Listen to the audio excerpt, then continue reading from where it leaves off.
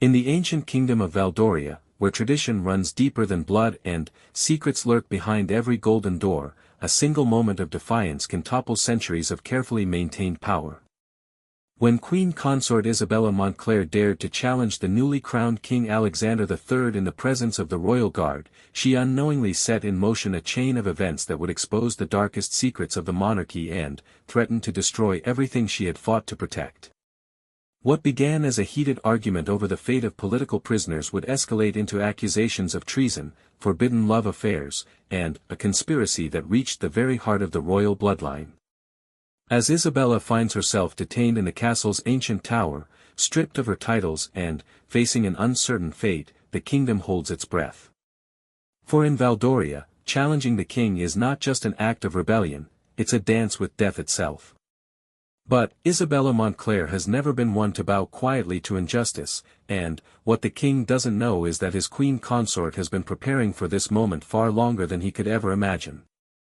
The question isn't whether she will survive the storm she has unleashed, it's whether the kingdom itself will emerge intact from the shadows that are about to be exposed. The crown may command respect, but truth has a power all its own, and some secrets refuse to stay buried forever. The morning sun cast long shadows across the marble floors of the Valdorian royal palace as Queen Consort Isabella Montclair made her way through the corridors she had walked for nearly 15 years. Her emerald silk gown rustled softly against the ancient stones, each step echoing with the weight of purpose that had driven her from her chambers before dawn. Today would be different from all the others. Today, she would finally speak the words that had been burning in her chest for months. The palace servants bowed as she passed, their eyes carefully averted as protocol demanded, but Isabella could feel their curious glances following her determined stride. Word traveled quickly within these walls, and by now everyone knew that King Alexander III had returned from his hunting expedition in a foul mood, bringing with him news that had already begun to ripple through the noble houses like wildfire. Isabella's ladies-in-waiting, Lady Cecilia Harrington and Lady Margaret Westfield, hurried to keep pace with their mistress, their own concern evident in the worried glances they exchanged. They had been with Isabella since her marriage to the then Prince Alexander, and they knew better than most when their queen was preparing for battle. "Your Majesty," Lady Cecilia whispered urgently as they approached the great oak doors of the king's private study, "perhaps it would be wise to wait.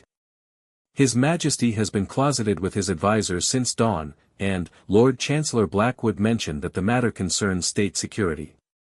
Isabella paused, her hand already raised to knock, and turned to face her loyal companions. Her dark eyes, which had once been compared to midnight stars by court poets, now burned with a fire that made both women take an unconscious step backward. "State security," she repeated, her voice barely above a whisper but carrying the sharp edge of barely contained fury. "Is that what they're calling it now when innocent people are dragged from their homes in the dead of night?" Lady Margaret, ever the pragmatist, placed a gentle hand on Isabella's arm. "Your Majesty, we all know your feelings on this matter, but directly confronting the king in front of his council will be exactly what this kingdom needs," Isabella finished firmly. She straightened her shoulders, the gesture causing the diamonds at her throat to catch the morning light streaming through the stained glass windows. "Some things are more important than protocol, Margaret. Some things are worth the risk." Without waiting for further protests, Isabella knocked sharply on the study door. The conversation within ceased immediately, and, after a moment that stretched like an eternity, the deep voice of King Alexander commanded entry. The study was a testament to masculine power, all dark wood paneling and leather-bound volumes, dominated by an enormous desk that had served Valdorian kings for 3 centuries. Around it stood the most powerful men in the kingdom, Lord Chancellor Edmund Blackwood, a thin, calculating man whose loyalty to the crown was matched only by his ambition, General Marcus Thorne, the king's oldest friend and head of the Royal Guard, High Minister of Justice Lord William Ashford, and Treasury Minister Lord Henry Pemberton. King Alexander himself stood with his back to the door, staring out at the palace gardens where Isabella could see the Royal Guard conducting their morning drills. At 38, he was still an imposing figure, tall and broad-shouldered, with the golden hair and strong jaw that had made the Valdorian royal bloodline famous throughout the known world. But, 15 years of marriage had taught Isabella to read the tension in his shoulders, the way his hands clasped behind his back when he was angry or uncertain. "Gentlemen," she said, her voice carrying clearly across the sudden silence, "I trust I'm not interrupting anything too urgent." Lord Chancellor Blackwood was the first to recover, offering a bow that was precise and correct but somehow managed to convey his displeasure at the interruption. "Your Majesty, we were just concluding our discussion of certain security matters that have come to His Majesty's attention." "Security matters," Isabella repeated, moving further into the room despite the obvious discomfort of the assembled ministers. "Would these happen to concern the arrests that took place in the merchant quarter 3 nights ago?" The temperature in the room seemed to drop several degrees. King Alexander finally turned to face his wife, and Isabella saw immediately that whatever had transpired during his hunting trip had hardened something in him. His blue eyes, once warm with affection when they looked upon her, now held the cold calculation of a monarch who had made a decision he knew she would oppose. "Isabella," he said, his voice carefully neutral, "these matters don't concern you." The dismissal was clear, but Isabella had not come this far to be turned away by royal protocol. She stepped closer to the desk, very aware that every man in the room was watching this exchange with the fascination of spectators at a gladiatorial contest. "Don't they?" she asked, her voice still controlled but with steel beginning to show beneath the silk. "When 7 members of the Merchants' Guild were taken from their homes without trial or charges, when their wives and children were left to wonder if they would ever see their husbands and fathers again, when the very people who provide the lifeblood of this kingdom's economy are treated like common criminals based on whispered accusations and unfounded suspicions." General Thorne cleared his throat uncomfortably. "Your Majesty, if I may, these men were suspected of seditious activities. In times of uncertainty, it's necessary to act decisively to protect the stability of the realm." Isabella turned her gaze to the general, a man she had once considered a friend, and saw him actually flinch under the intensity of her stare. "Suspected, General? On what evidence? Or have we now decided that in Valdoria, suspicion alone is sufficient grounds for imprisonment?" "The evidence will be presented at the proper time," Lord Chancellor Blackwood interjected smoothly. "These matters require delicate handling to ensure that all those involved in any potential conspiracy are identified and apprehended." "Conspiracy," Isabella laughed, but there was no humor in the sound. "How convenient that word has become. Tell me, Lord Chancellor, does this alleged conspiracy include Thomas Hartwell, whose only crime was suggesting that perhaps the new grain taxes were too heavy a burden for families already struggling to feed their children? Or perhaps Master Aldrich, who dared to question why the royal coffers seem to grow heavier while the people grow thinner?" The silence that followed was deafening. Isabella could hear her own heartbeat, could feel the way the very air in the room seemed to thicken with tension. She knew she had crossed a line, had spoken truths that were never meant to be voiced within these hallowed halls, but she found she no longer cared about the consequences. King Alexander took a step toward her, his face a mask of royal displeasure that she had seen him wear in court when dealing with particularly troublesome nobles. But this was different. This was personal. "You forget yourself, madam," he said, using the formal address that he only employed when he was truly angry. "These men were not arrested lightly. Information has come to light that suggests they were involved in planning activities that could destabilize not just the economy, but the very foundation of our rule." "What information?" Isabella demanded, matching his step forward with one of her own. "From what source? And why were they not given the opportunity to answer these charges in open court, as is their right under Valdorian law?" "Because," Alexander's voice rose slightly before he caught himself, glancing at his advisers who were watching this domestic dispute with poorly concealed fascination, "there are aspects of this situation that require discretion. Not everything can be handled in the full light of public scrutiny." "Discretion," Isabella repeated, her voice dropping to a dangerous whisper. "How often have the worst injustices in history been committed in the name of discretion? How many innocent people have suffered because those in power decided that secrecy was more important than justice?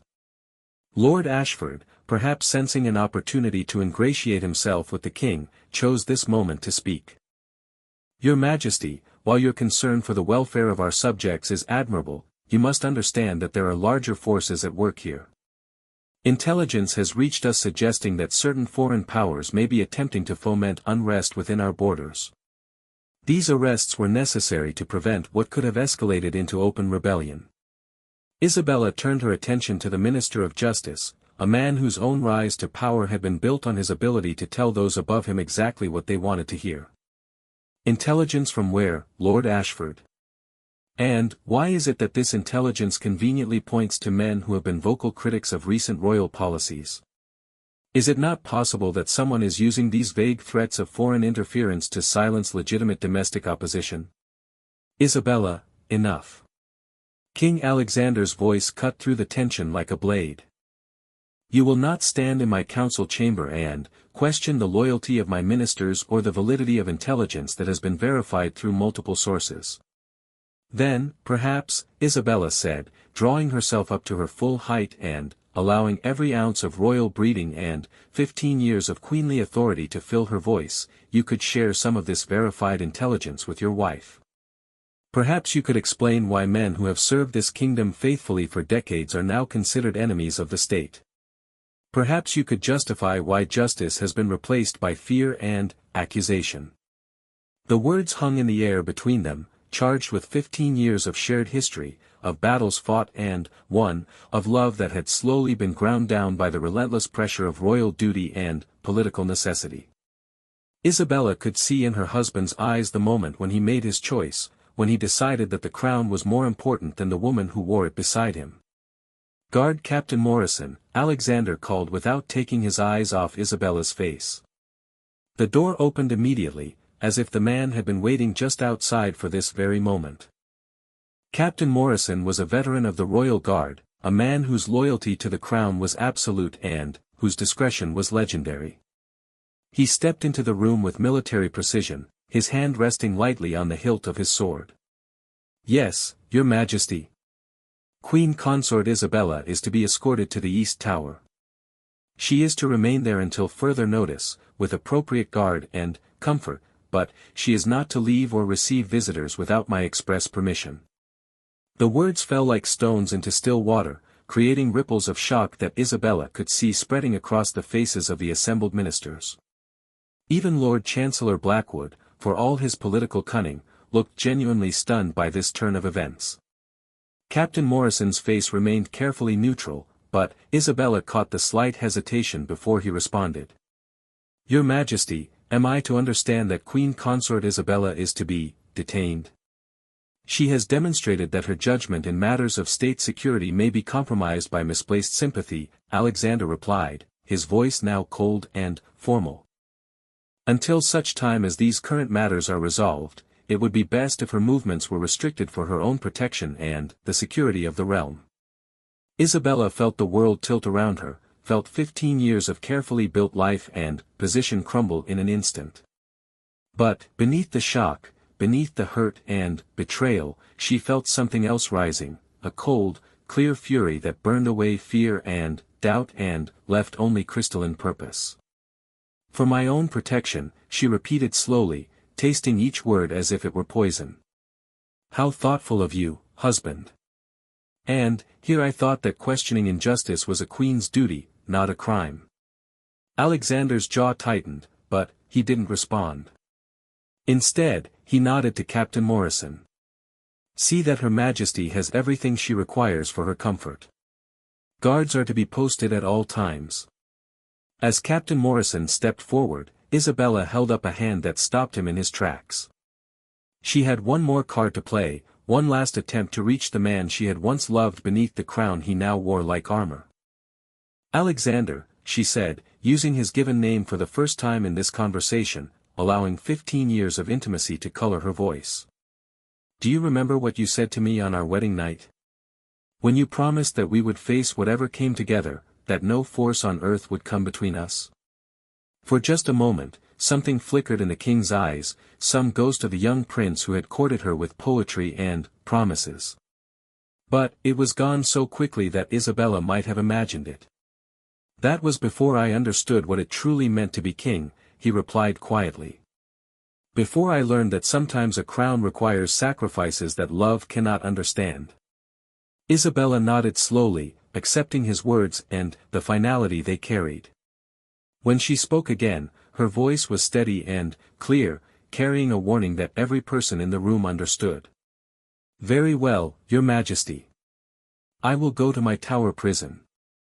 I will sit quietly while innocent men rot in your dungeons and their families wonder what has become of justice in Valdoria. But, understand this, you may silence my voice, but you cannot silence the truth. And, truth, my dear husband, has a way of making itself known, no matter how deeply you try to bury it. She turned to Captain Morrison, inclining her head with the grace that had made her the most respected queen consort in Valdorian history. Captain, I am at your service. As they left the study, Isabella caught one last glimpse of her husband standing among his advisors like a golden statue, beautiful and cold and utterly unreachable. She had lost this battle, but, as the tower door closed behind her with the sound of finality, Queen Isabella Montclair began to plan for a war that would shake the very foundations of the kingdom. The crown might command obedience, but it had just made an enemy of the most dangerous woman in Valdoria, one who had nothing left to lose and everything to fight for. In the East Tower, as the sun set over a kingdom that no longer recognized justice, a queen began to remember that sometimes the most powerful weapon against a throne is the truth that those upon it fear most. The East Tower had not housed a royal prisoner in over 2 centuries, and, as Queen Isabella surveyed her new quarters by the light of flickering candles, she wondered if its previous occupant had felt the same mixture of rage and determination that now coursed through her veins. The circular chamber was spacious enough, with tapestries depicting ancient Valdorian victories covering the stone walls and a 4-poster bed draped in royal blue velvet. A fire crackled in the hearth, and servants had already brought her personal effects, including several changes of clothing and her collection of books. It was, in all respects, a gilded cage worthy of a queen. Captain Morrison had been courteous but firm as he explained the terms of her confinement. She would be permitted exercise in the tower's small garden during daylight hours, always under guard. Her meals would be brought by trusted palace staff. Any correspondence would be subject to inspection by the king's security advisors. She was, for all practical purposes, cut off from the world beyond these walls. But, Alexander had made one critical error in his haste to silence her. He had underestimated both her intelligence and the loyalty she had inspired among certain members of the palace staff during her 15-year reign as queen consort. That first night, as the guards settled into their routine outside her door, Isabella sat by the window watching the lights of the capital city twinkle in the distance. Somewhere out there, 7 innocent men sat in royal dungeons, their families desperate for news, while the king and his advisors congratulated themselves on preventing some imaginary conspiracy. The injustice of it burned in her chest like acid, but she forced herself to think clearly, to plan rather than simply rage. She was reviewing what she knew about the arrested merchants when a soft scratch at her chamber door made her look up. It was not the usual pattern of the guards checking on her welfare, but something altogether more furtive. Isabella waited, barely breathing, until she heard it again, 3 short scratches, followed by 2 longer ones. Moving as silently as her silk slippers would allow, she approached the door. "Who is there?" she whispered. "A friend who remembers kindness," came the equally quiet response from the other side. The voice was female, young, and vaguely familiar, though Isabella could not immediately place it. Isabella's mind raced through possibilities. The guards were stationed at the main entrance to the tower stairs, but there were other ways in and out of these ancient walls that few people remembered. Servant passages, priest holes, and hidden chambers honeycombed the castle like a vast, secret network, remnants of more turbulent times when quick escapes might mean the difference between life and death. "How do I know you can be trusted?" Isabella asked. "Because 3 years ago, when my younger brother was accused of stealing silver from the royal treasury, you personally investigated the matter and discovered that Lord Pemberton's own son had taken it to pay gambling debts. You saved my family from disgrace and poverty, and you did it quietly, without seeking credit or reward. Memory flooded back suddenly. Mary Ashton, one of the junior ladies of the bedchamber, whose brother William worked in the treasury. The case had been a delicate one, requiring Isabella to navigate carefully between justice and the political necessity of not publicly humiliating one of Alexander's ministers. She had managed both, ensuring that the Ashton boy was cleared while arranging for the Pemberton youth to receive help for his gambling addiction. "Mary," Isabella breathed. "But, how did you?" "The priest's passage behind the altar tapestry," came the swift reply. "It connects to the tower through the old chapel." "Your Majesty, I bring word from the outside, and, more importantly, I bring aid." Isabella's heart began to race. If Mary Ashton had found a way to reach her, then, perhaps she was not as isolated as her husband believed. "What news?" "The arrests have caused great unrest in the city. The Merchants' Guild has petitioned for an audience with the king, demanding to know the charges against their members. More significantly, several noble houses have begun asking questions. Lord Pemberton's financial records are being scrutinized by members of Parliament who wonder why Treasury funds seem to have been diverted to pay for increased security measures that serve no apparent purpose." Isabella felt a spark of hope ignite in her chest. Alexander had moved quickly to silence her, but he had not anticipated that her detention would itself become a source of questions and concern. "What of my ladies? Are they safe?" Lady Cecilia and Lady Margaret have been reassigned to attend the king's sister, Princess Victoria, ostensibly for their own protection. "But, they are well, and they are angry. They send their love and their promise that they have not forgotten their true loyalty." The implications of this were enormous. Princess Victoria was Alexander's younger sister, a woman of sharp intelligence and even sharper political instincts who had never fully approved of her brother's increasingly autocratic tendencies. If Isabella's ladies-in-waiting were now in her household, it meant that Victoria had deliberately provided them with sanctuary while positioning herself to gather information. "Tell me about Lord Pemberton," Isabella said urgently. "What is this about diverted treasury funds?" "That's where it becomes interesting, Your Majesty. It seems that over the past 6 months, significant sums have been allocated for what the records describe as enhanced security operations and intelligence-gathering activities. But, no one seems to know exactly what these activities entail or who authorized them." Isabella's mind raced through the implications. Enhanced security operations could mean anything from hiring additional guards to paying informants to spreading gold around foreign courts to purchase loyalty or information. But, the timing was suspicious, coinciding as it did with the increasing criticism of royal policies that had led to the merchant arrests. "Mary, you've taken enormous risks to bring me this information." "Why?" There was a pause before the young woman answered, and, when she spoke, her voice carried a conviction that reminded Isabella why she had always fought for the common people of Valdoria. "Because my family knows the difference between a ruler who cares for her people and one who sees them only as subjects to be controlled. Because in the past 3 years, you've personally intervened to help dozens of families facing injustice or hardship.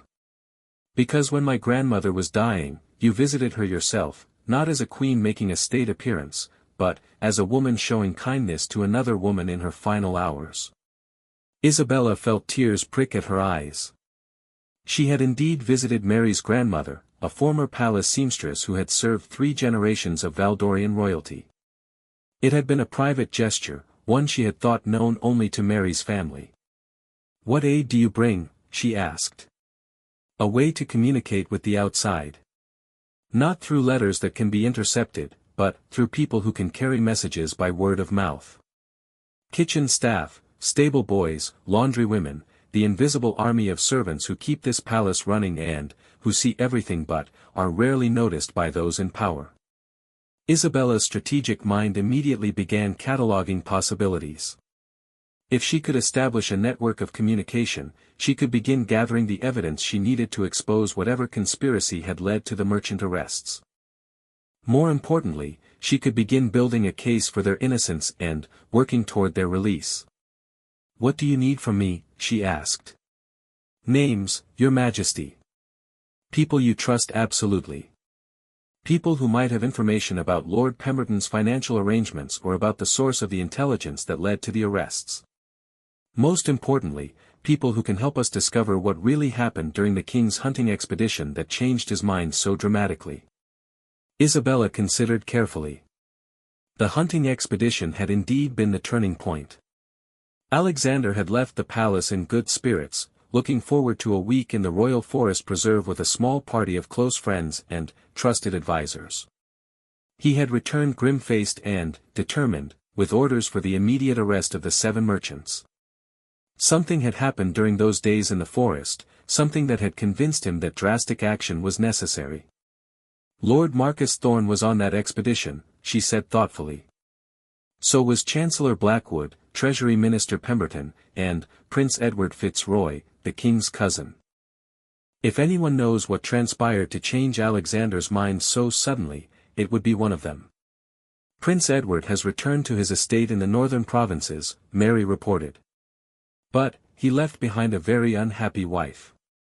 Princess Sophia has been heard complaining to anyone who will listen that her husband departed with unusual haste and has since sent only the briefest communications.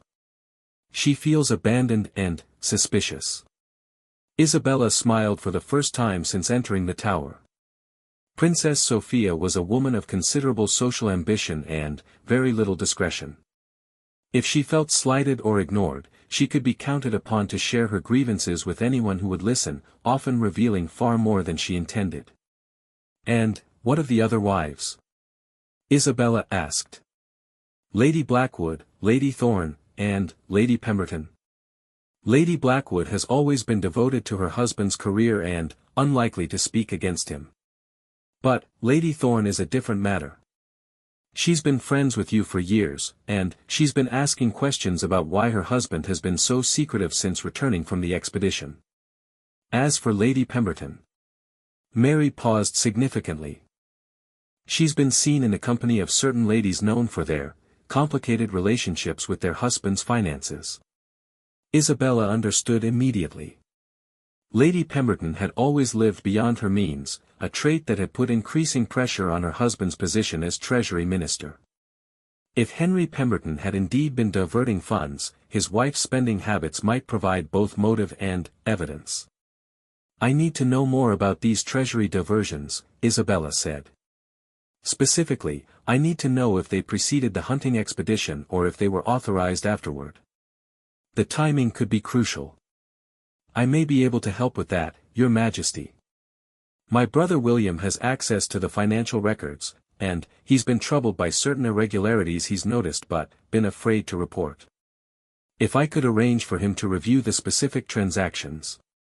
Carefully, Isabella warned. "If Treasury Minister Pemberton is indeed involved in financial irregularities, he'll be watching for any signs that someone is investigating. Your brother must not take any risks that could expose him to danger." "I understand. What else can I do?" Isabella moved to her writing desk, where she had been composing what appeared to be a purely personal letter to her sister in the neighboring kingdom of Astoria. In reality, it was a coded message that would alert her family to the situation in Valdoria and potentially secure foreign support should the political crisis deepen. But, now she saw an opportunity for a more immediate and dangerous gambit. "Tell me, Mary, do you know the layout of the royal dungeons?" Yes, Your Majesty. My father served as a guard there before his death." "Why do you ask?" "Because if we're going to prove the innocence of the arrested merchants, we need to hear their side of the story. We need to know exactly what they're accused of, what evidence has been presented against them, and, most importantly, whether they've been allowed to send word to their families." Mary's intake of breath was sharp and audible even through the heavy door. "Your Majesty, what you're suggesting is extraordinarily dangerous. The dungeons are heavily guarded, and, if we were discovered..." "Then, we must ensure we are not discovered," Isabella replied calmly. "I'm not asking you to take these risks alone, Mary. I'm asking you to help me take them myself." "But, Your Majesty, you're confined to the tower. How could you possibly..." the same way you reached me tonight," Isabella said. "Through passages that were built centuries ago by people who understood that sometimes the most important journeys must be taken in secret. I've lived in this palace for 15 years, Mary. I know its secrets as well as anyone alive." There was a long silence before Mary spoke again, her voice trembling slightly with either fear or excitement. "When?" "Tomorrow night, during the changing of the guard.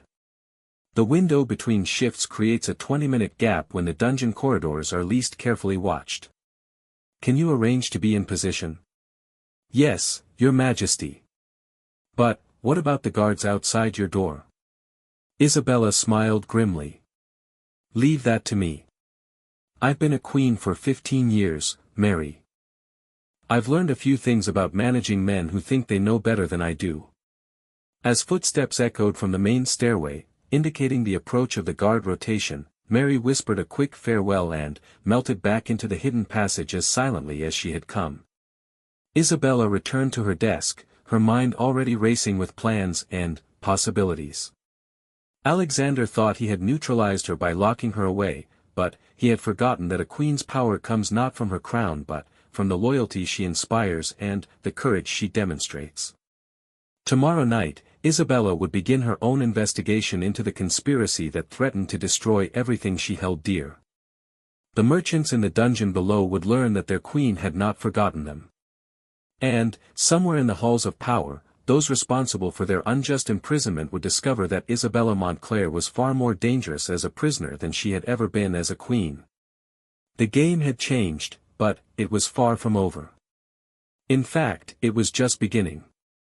The plan required perfect timing, nerves of steel, and a healthy dose of royal imperialism that Isabella had perfected over 15 years of dealing with stubborn courtiers and recalcitrant ministers. As the sun set over Valdoria on the second day of her imprisonment, Isabella stood before her mirror applying the final touches to her appearance while reviewing every detail of the night ahead. She had spent the day establishing patterns that would serve her well tonight. At precisely 9 o'clock each evening, she requested hot wine and honey cakes from the kitchen, a habit that had quickly become routine for the guards. At 10:30, she dismissed her temporary ladies-in-waiting, palace servants assigned to maintain the fiction that she was a guest rather than a prisoner, and began her evening toilette. By 11, she was typically prepared for sleep, at which point the guards would settle into their overnight positions with the comfortable assumption that their royal charge was safely contained until morning. Tonight, however, would be different. At 9 o'clock, Isabella summoned her guard captain with an imperious rap on her door.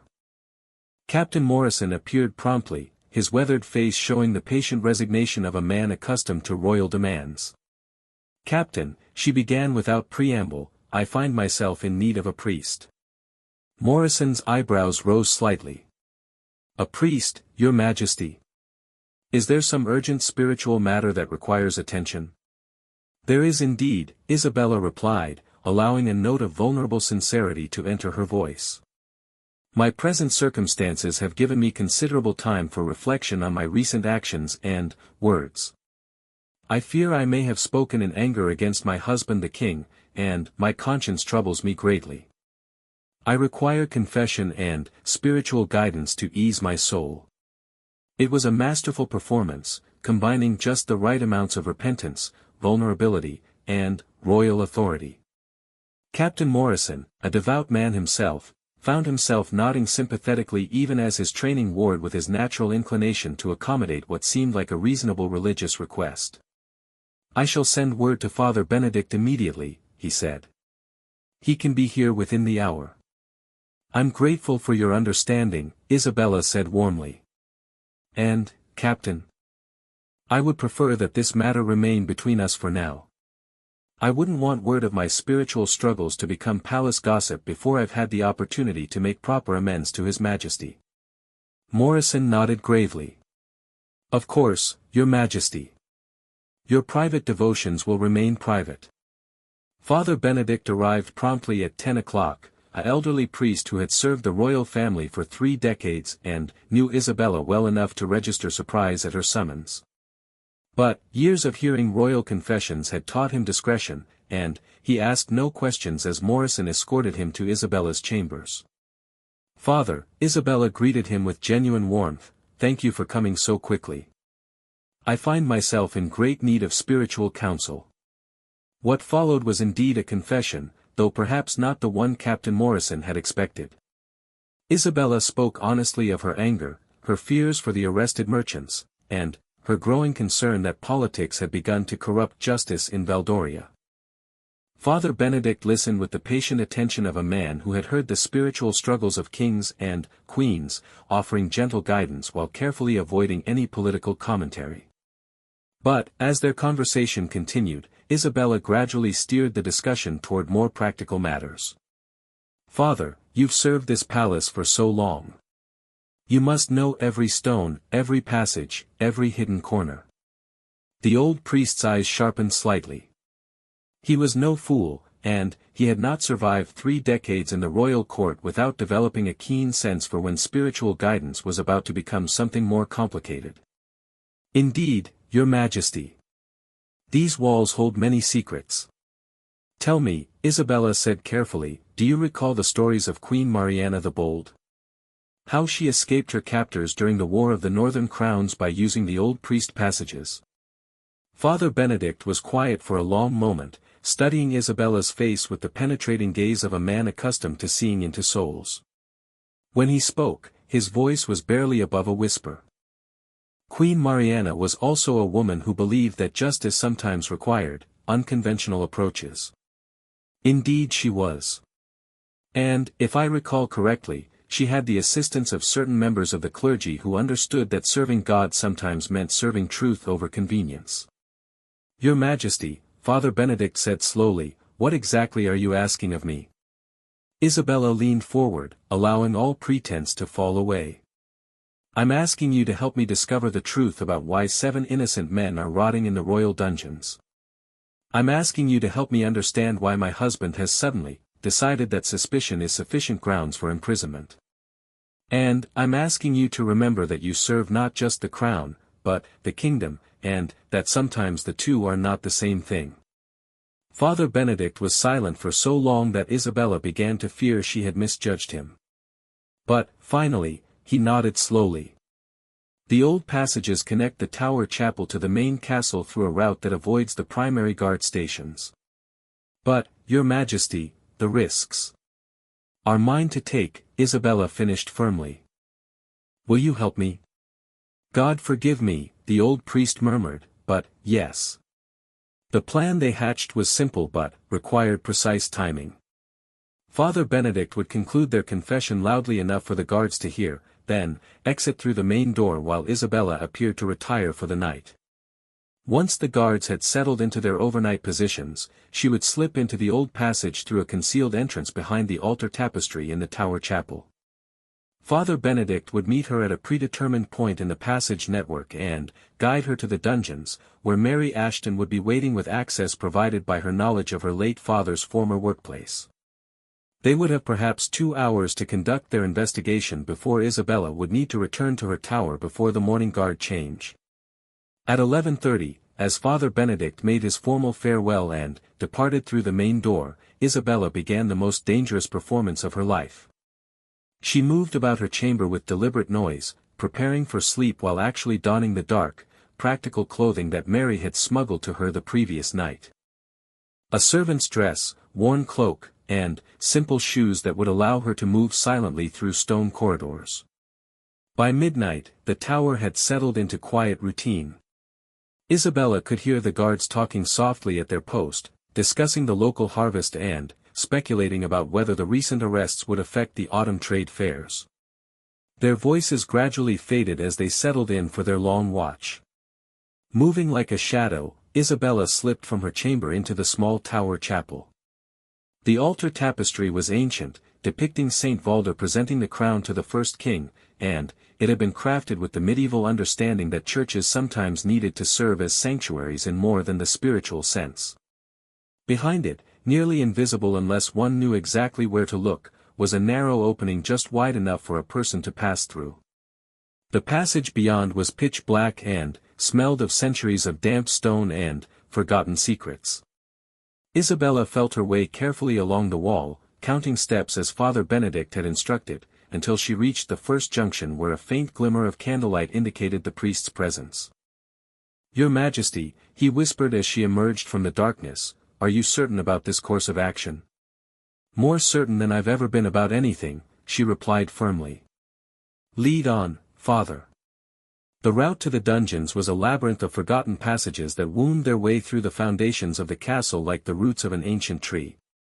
Father Benedict moved with surprising agility for his age, clearly familiar with paths that few living people remembered. As they descended deeper into the castle's bowels, the air grew colder and carried the unmistakable odors of imprisonment, unwashed bodies, inadequate food, and the particular despair that clings to places where hope goes to die.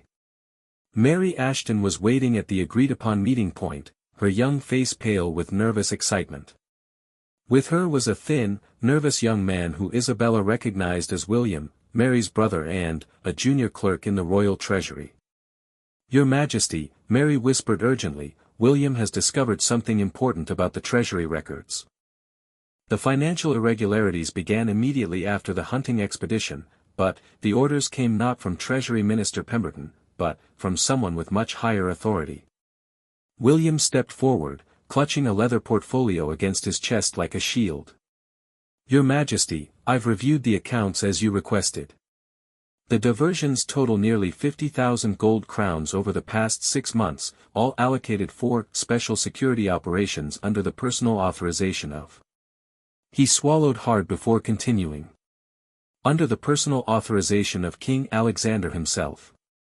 Isabella felt the world tilt around her. 50,000 gold crowns was enough to raise and equip a small army, or to purchase the loyalty of significant numbers of informants and agents.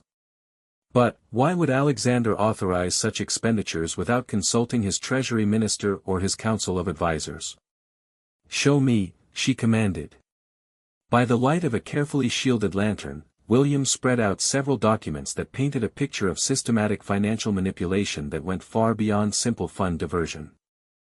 The money had been funneled through a network of intermediaries and shell accounts, ultimately ending up in the hands of individuals whose names Isabella didn't recognize but whose activities seemed to center around gathering information on potential dissidents and critics of royal policy.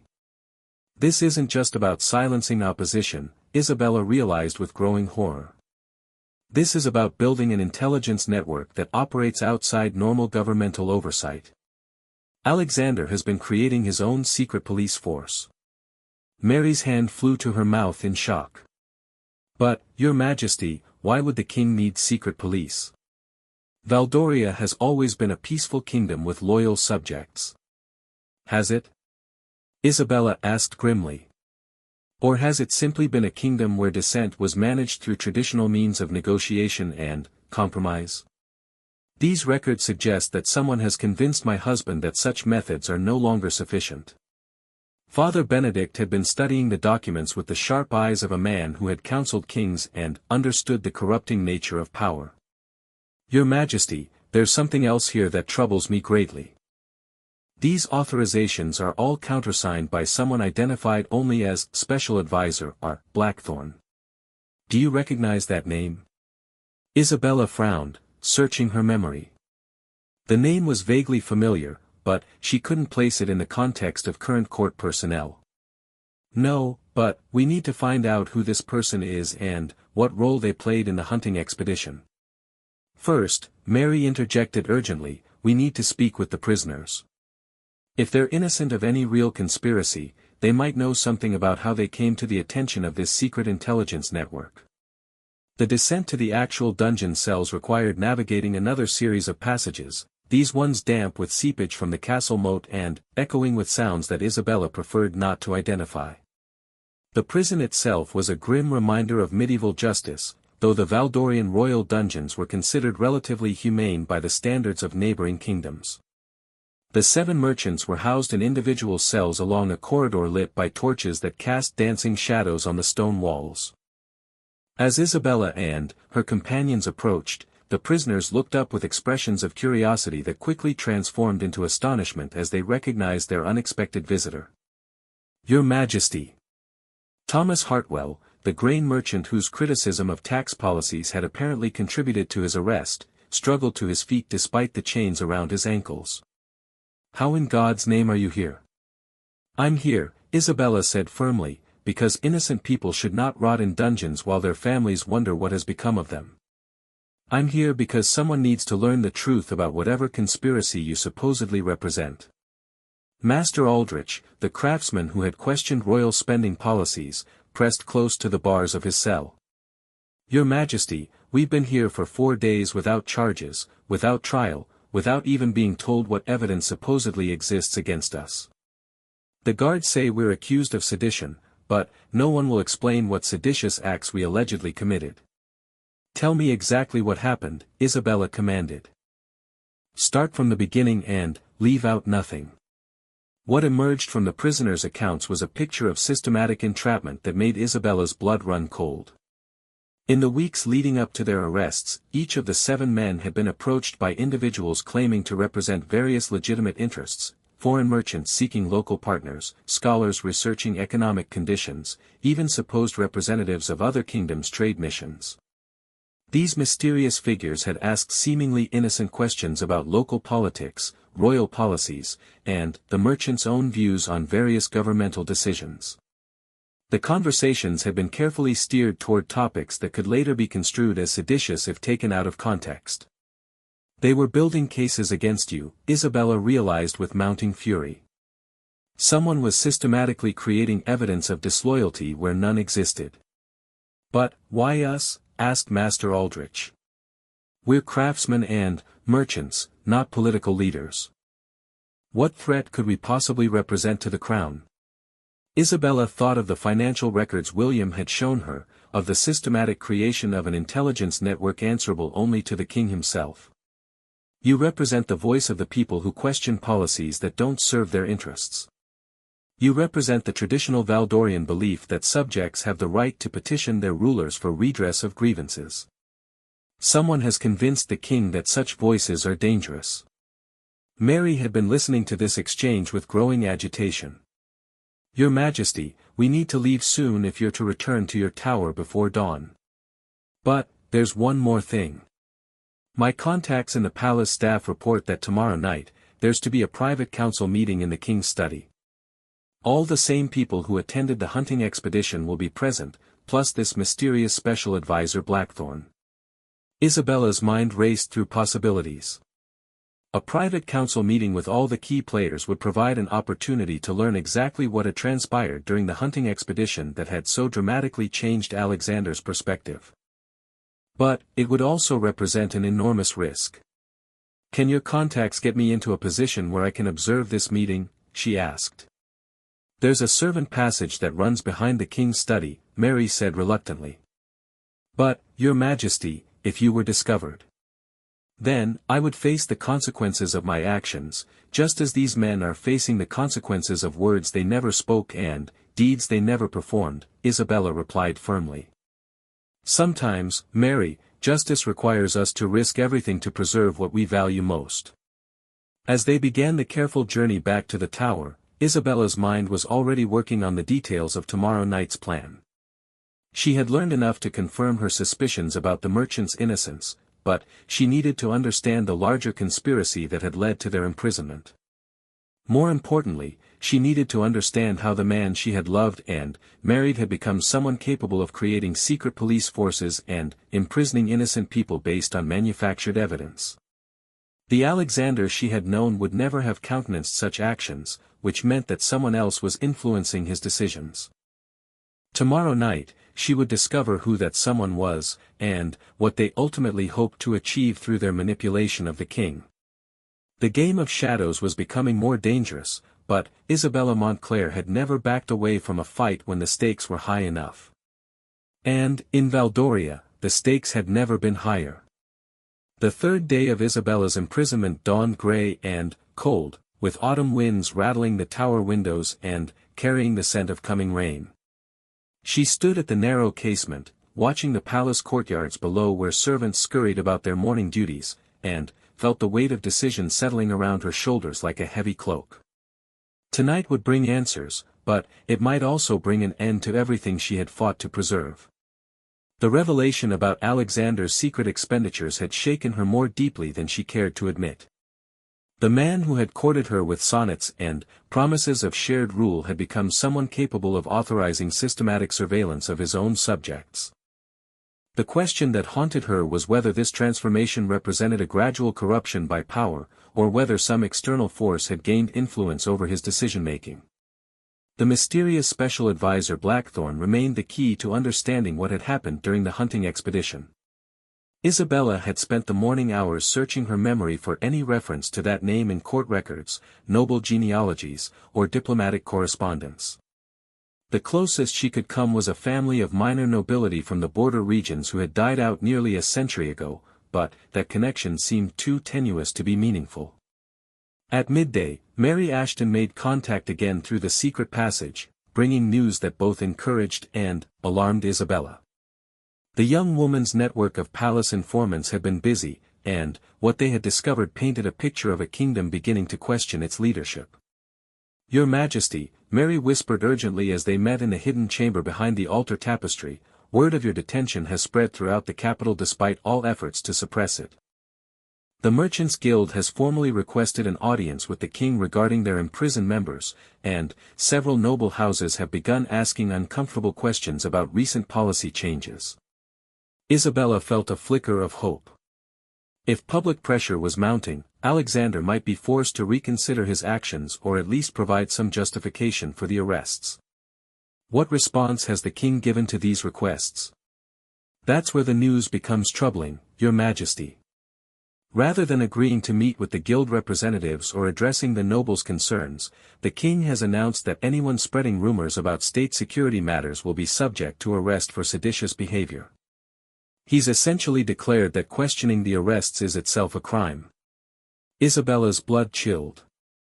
This was not the behavior of a confident ruler addressing legitimate concerns about governmental policy. This was the response of someone whose actions couldn't withstand scrutiny, someone who had decided that force was preferable to explanation. "There's more," Mary continued.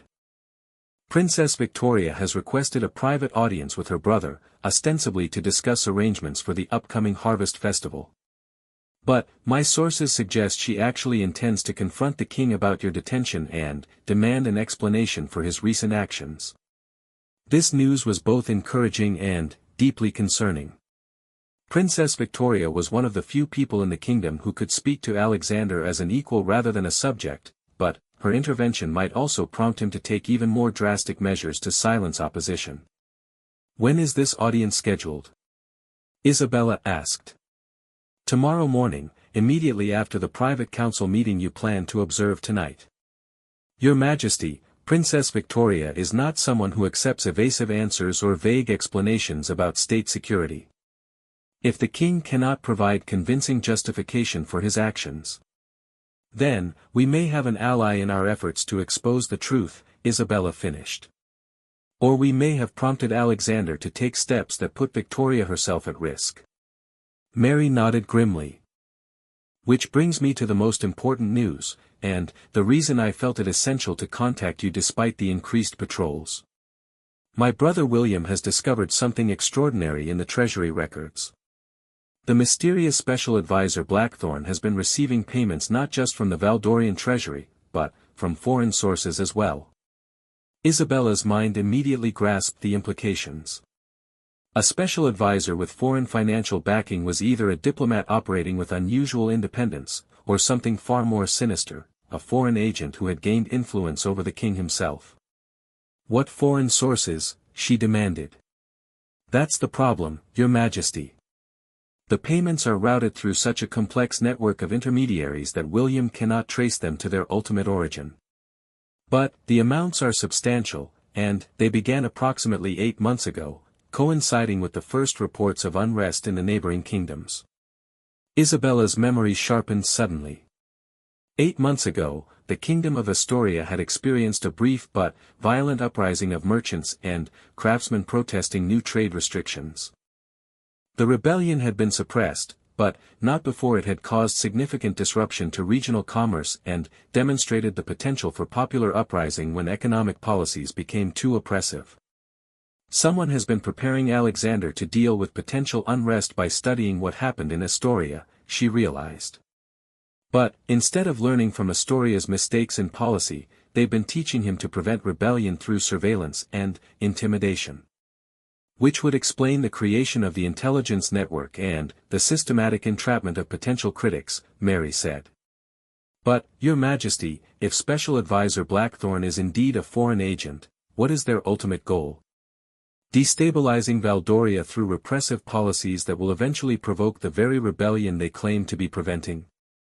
It was a sophisticated strategy, Isabella had to admit. Rather than attempting to conquer Valdoria through military force, a foreign enemy could achieve the same result by encouraging self-destructive policies that would eventually tear the kingdom apart from within. Alexander, convinced that he was protecting his realm from foreign threats, would unknowingly be implementing the very policies that would make those threats reality. I need to know who this Blackthorne really is, Isabella said firmly. Tonight's council meeting may provide that answer, but I also need you to have William dig deeper into those foreign payments. If we can trace them to their source, we can prove that someone has been manipulating the king. Your Majesty, about tonight, Mary said hesitantly. The servant passage behind the king's study does provide access to observe the meeting, but there's a significant complication. The space is barely large enough for one person, and it's separated from the study by only a thin wooden panel. Any sound you make will be audible to those in the room. Then, I'll ensure I make no sound, Isabella replied with more confidence than she felt. What time does the meeting begin? 11 o'clock, after the evening court session concludes.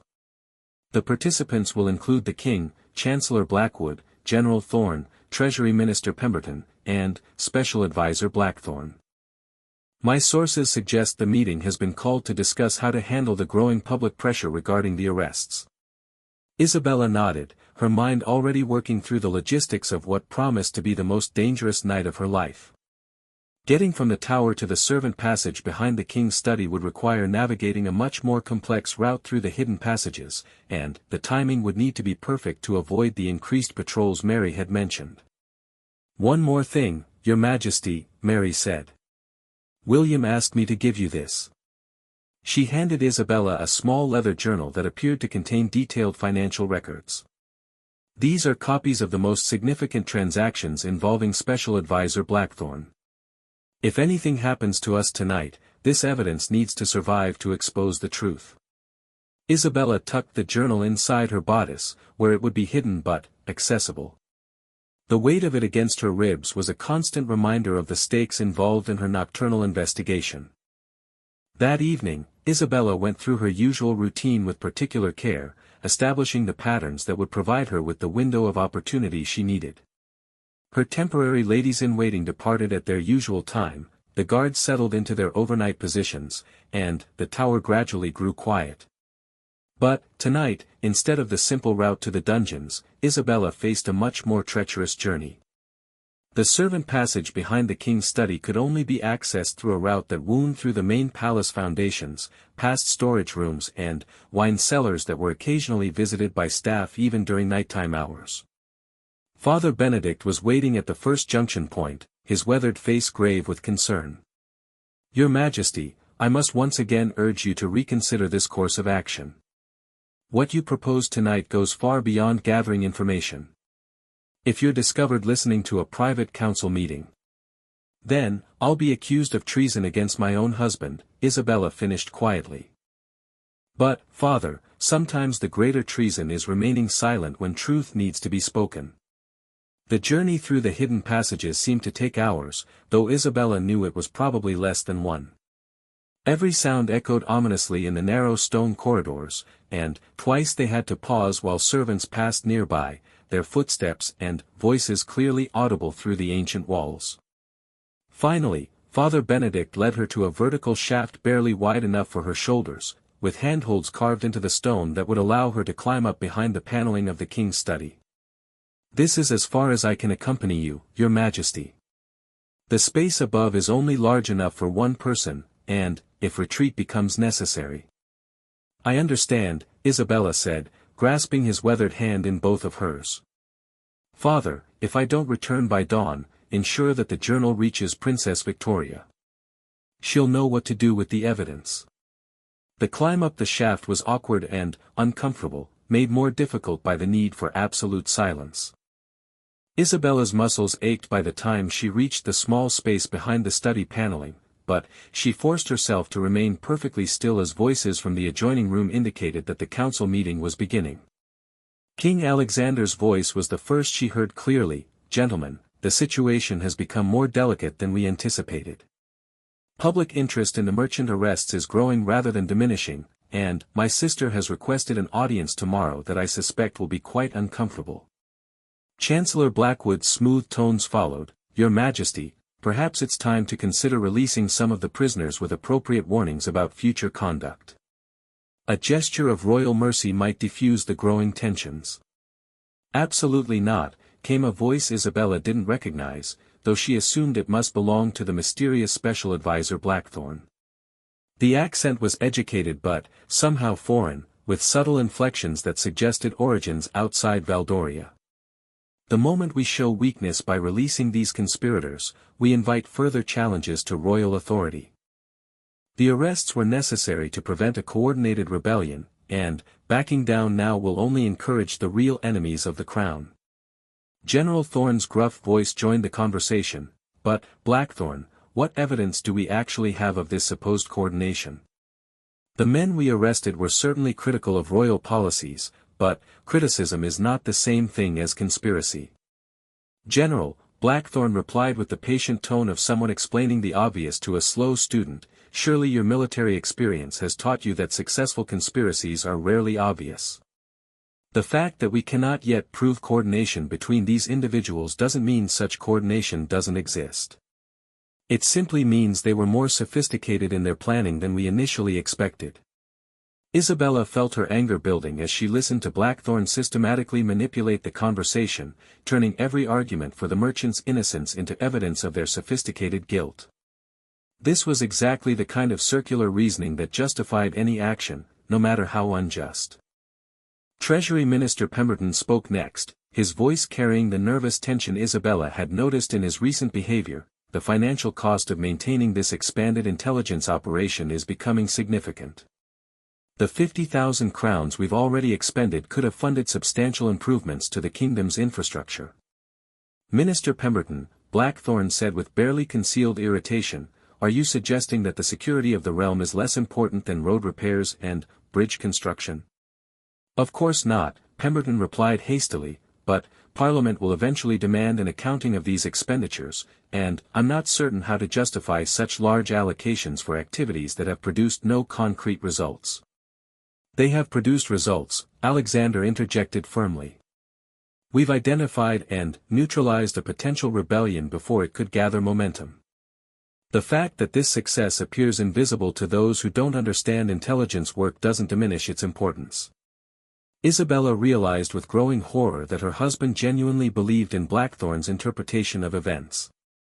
This wasn't a case of a king knowingly authorizing unjust actions for political convenience. Alexander had been convinced that his actions were necessary to protect the kingdom from a real and imminent threat. Your Majesty, General Thorne said carefully, during our recent hunting expedition, Advisor Blackthorn presented intelligence suggesting that foreign agents were working to destabilize Valdoria through local intermediaries. But, I've been unable to verify this intelligence through any of our traditional sources. Isabella held her breath. This was the first direct reference to what had happened during the hunting expedition that had so dramatically changed Alexander's perspective.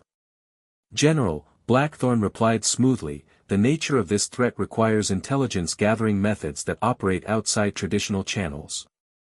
The very fact that your usual sources have no knowledge of these activities demonstrates how sophisticated our enemies have become. It was masterful manipulation, Isabella had to admit. Every attempt to verify Blackthorn's claims was turned into evidence of how dangerous the supposed threat really was. But, as she listened more carefully, she began to notice subtle inconsistencies in his story. "Tell me again about these foreign intermediaries," Chancellor Blackwood said. Isabella could hear the skepticism in his voice, suggesting that he too was beginning to question the advisor's claims. "Intelligence indicates that agents from neighboring kingdoms, possibly Astoria given their recent experience with popular unrest, have been infiltrating our merchant and craftsman communities, identifying potential leaders who could be manipulated into organizing similar disturbances here." Isabella's mind raced as she processed this information.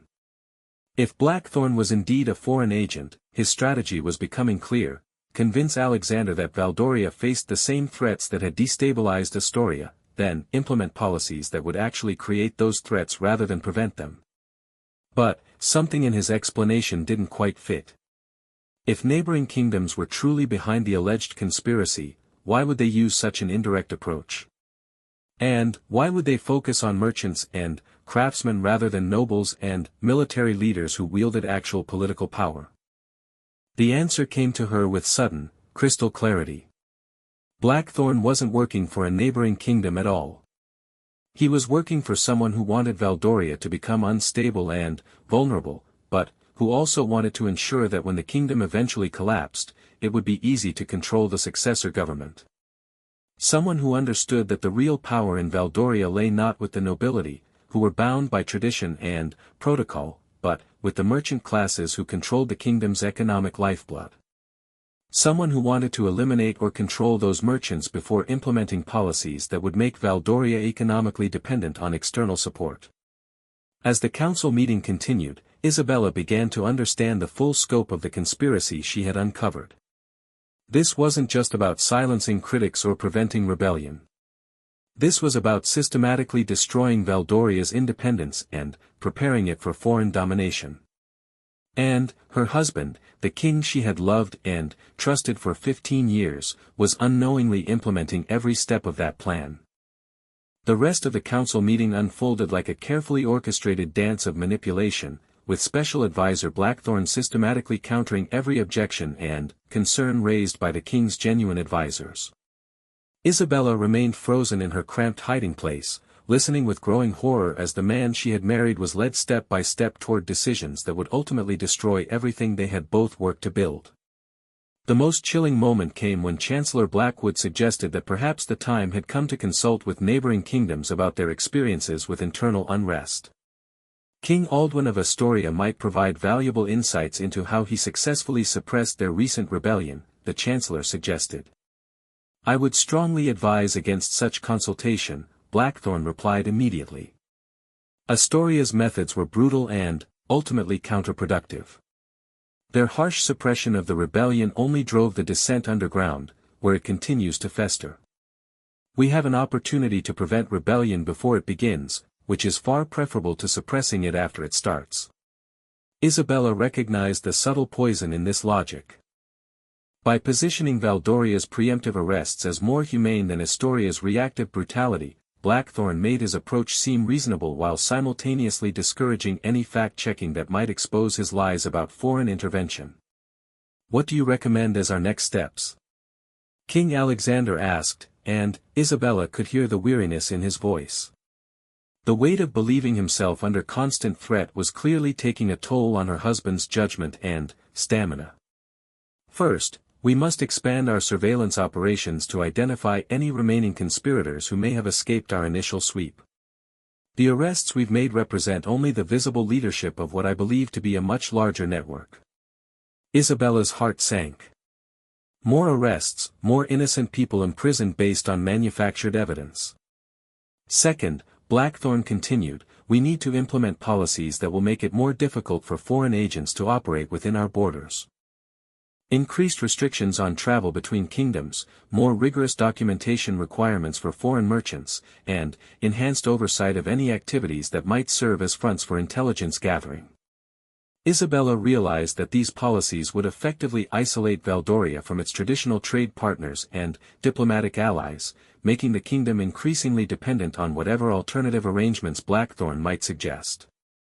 Finally, the special advisor concluded, "We must prepare for the possibility that despite our best efforts, some level of civil unrest may still occur." I recommend establishing emergency protocols that would allow for rapid response to any signs of organized rebellion, including the authority to suspend certain legal protections if circumstances require it. The silence that followed this suggestion was heavy with implication. What Blackthorn was proposing was nothing less than the framework for absolute royal power, unrestricted by law or tradition. It was General Thorn who finally voiced what Isabella knew the others were thinking. Advisor, what you're describing sounds remarkably similar to martial law. Are you suggesting that we should essentially suspend the constitutional rights of our citizens based on threats that, forgive my bluntness, no one else seems able to verify? General, Blackthorn replied with the patient condescension that Isabella had come to loathe, I understand your reluctance to consider extraordinary measures. But, I must ask you to consider the alternative. Would you prefer to maintain legal niceties while foreign agents systematically undermine our kingdom from within? Would you choose procedural purity over national survival?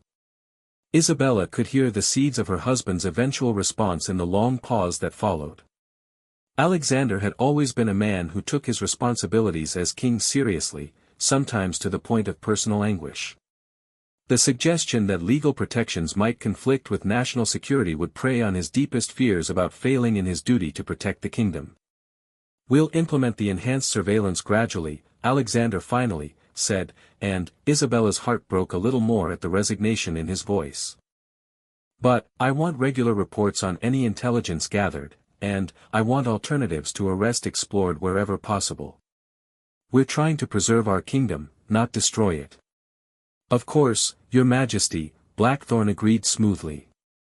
Every measure will be implemented with appropriate care for the welfare of loyal subjects.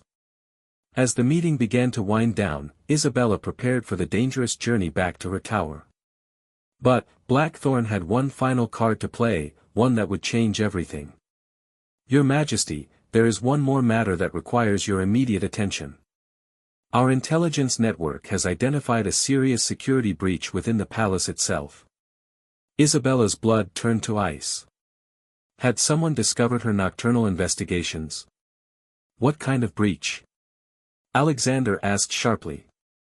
Someone has been accessing classified financial records and sharing information about our security operations with unauthorized individuals. The breach appears to have originated from within the Treasury Department itself. Isabella thought immediately of William Ashton and his careful research into Blackthorn's funding sources. If the young clerk had been discovered. How serious is this breach? General Thorn asked. Extremely serious. The individual responsible has accessed records that could compromise our entire intelligence operation if they fall into the wrong hands. We believe they may be working with accomplices who have been using the palace's own passages and service corridors to move information without detection. Isabella realized with crystal clarity that Blackthorn knew exactly what she had been doing. Whether through his own surveillance network or through simple deduction, he had identified her investigation and was now moving to neutralize it. I want the individual responsible arrested immediately, Alexander commanded. Already being handled, Your Majesty. Treasury Clerk William Ashton was taken into custody an hour ago. Our interrogators are confident that he will provide information about his accomplices before morning. Isabella felt the walls of her carefully constructed investigation crumbling around her. If William had been arrested, then, Mary was in danger, and her entire support network within the palace was compromised. Worse, if William broke under interrogation, he might reveal information that would implicate not just Isabella, but Father Benedict and any number of innocent palace staff. I want a full report on this matter first thing tomorrow morning, Alexander said grimly. If there are foreign agents operating within our own palace. Rest assured, Your Majesty, we will expose everyone involved in this conspiracy. No one, regardless of their position or connections, will be permitted to endanger the security of the realm. As the meeting concluded and the participants began to disperse, Isabella remained frozen in her hiding place, her mind racing through rapidly diminishing options. She could attempt to return to her tower and maintain the fiction that she had been imprisoned throughout this investigation, but if William revealed her involvement under interrogation, that pretense would collapse immediately. She could try to escape the palace entirely, perhaps seeking refuge with Princess Victoria or even fleeing to a neighboring kingdom, but that would essentially confirm her guilt in Alexander's eyes and eliminate any possibility of eventually clearing her name. Or she could take the most dangerous gamble of her life, confront Alexander directly with everything she had learned, hoping that the man she had loved for 15 years still existed somewhere beneath the crown and its terrible burdens. The sound of footsteps in the study indicated that the room was finally empty, but Isabella waited several more minutes before beginning her careful descent back into the servant passages.